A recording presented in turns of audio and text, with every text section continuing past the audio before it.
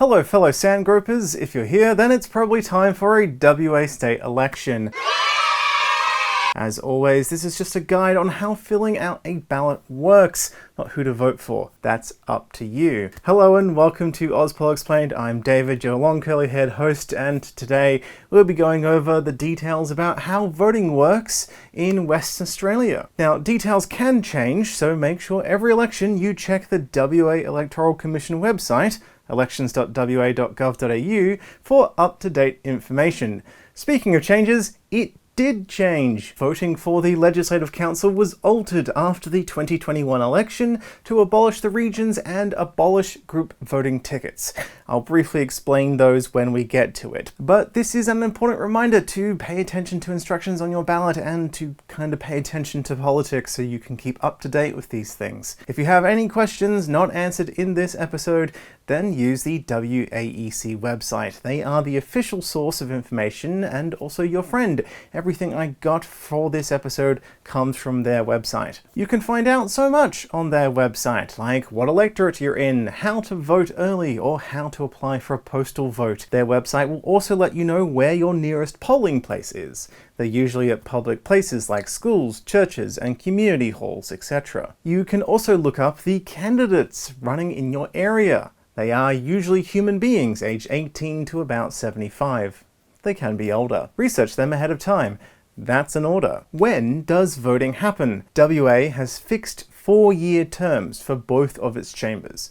Elections for all members happen on the second Saturday in March every 4 years. Polls are open from 8 AM to 6 PM. Voting is compulsory, so if you can't make it within that time frame, vote early. So, how does voting work? There are 2 ballots, one for the Legislative Assembly, the lower house, and one for the Legislative Council, the upper house. How voting works is different for each of them. Also, quick note, when it comes to filling in your ballots, don't write your name on it. That'll make it invalid. You can draw silly things on it if you like, if you know what I mean, so long as it doesn't identify you or make it difficult to understand your intention as a voter. Make sure what you want to write in terms of preferences is clear. Got that? Good. Make sure you vote correctly so your ballot is counted. Now let's start with the ballot for the Legislative Assembly. There are 59 seats in the Assembly. 1 member is elected per area, so where you live matters because that determines which candidates you can vote for. You're voting to find the number 1 most popular candidate in your area. The Legislative Assembly is where government is formed by the party or coalition of parties that has a majority. This is where the Premier sits. The ballot is simple. Candidates will be listed vertically with a box next to each name. Write numbers in the boxes starting with 1 for your most preferred candidate, followed by 2 in another, then traditionally 3 comes next, and so on until you've filled in all of the boxes in the order that you wish. You know how numbers work. That's it, pretty simple. If no candidate gets more than half the first preferences, then the least popular candidate is eliminated and preferences distributed. Process repeats until a winner is found. Now let's get a little bit more complicated. The Legislative Council ballot is a lot bigger. There are 37 seats. This is one of the things that changed after the 2021 election. There used to be 6 regions and 6 members per region, but now there are no regions, so forget that I ever mentioned them. They're gone now. Remember, instead, that the entire state is now one giant electorate. It doesn't matter where you live in WA because all 37 members will represent you and the state as a whole. So be prepared for the ballot to be large, because every single upper house candidate across the entire state will be on one piece of paper.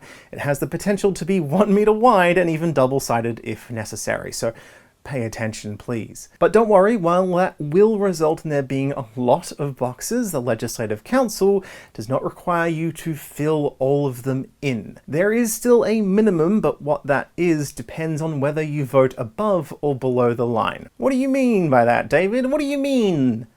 Well, let me explain the ballot. As mentioned, there is a line. It goes horizontally across the ballot, and above the line is 1 box per political party or group.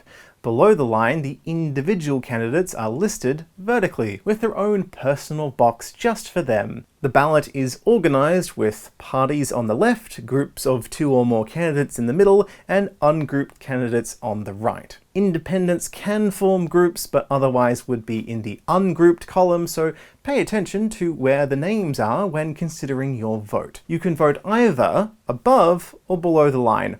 Only one option, not both. To vote above the line, you put 1 in a box for the group you prefer. And then you can number more boxes if you wish. But you don't have to, it's optional. You can number all of the boxes, or just a few, or just the 1. Your preferences will go from top to bottom in the order of the candidates listed below. Your preferences won't go anywhere that you don't mark with a number. There was once a thing called group voting tickets, which meant parties could choose where your preferences go if you only voted 1 above the line, but that was abolished after 2021. So you have total control over your preferences, parties do not control them, it is entirely up to you. So if you put only 1 above the line and no candidate in that group gets elected, then your preferences can't be redistributed and your ballot is exhausted. It's up to you to decide if this is useful to you or not. Do you want your vote to only go to a limited selection, or do you want to put more preferences to make sure it can be counted for longer? Up to you. To vote below the line, you mark a minimum of 20 boxes, from 1 to 20. You can choose to preference more if you wish. Fill them all in, or only 69, or 42, or whatever. I'm not your dad. So long as it's a minimum of 20, that's good. I'm proud of you, sport, for voting correctly. But if you vote incorrectly, I won't be mad. I'll just be disappointed. So why vote below the line? Well, it allows you to choose the order of candidates as you wish. That means if hypothetically a party puts forward 10 candidates, but you personally only like half of them, then you can choose to preference only half of them and put the remainder of your preferences elsewhere, if that's what floats your boat. How you number them and why is, again, up to you. Again, your preferences can't go to anywhere you don't put them, so you can exclude anyone you want, so long as you reach that minimum of 20 preferences. Not all groups will be large enough to have a box above the line, so voting below the line may be the only way to vote for certain candidates, like independents who haven't banded together to get a group above the line. The Legislative Council is the chamber of review, so while the government isn't formed there, who gets in still has an important say in reviewing and negotiating legislation. Because it uses proportional representation, it tends to be more politically diverse in who gets in.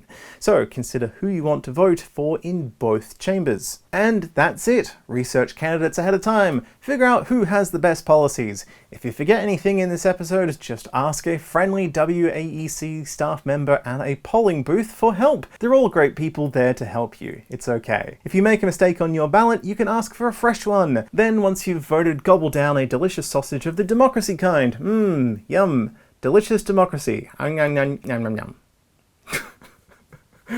I forgot that I wrote into the script to have a prop hot dog, so just imagine, use the power of imagination for me eating a hot dog right now.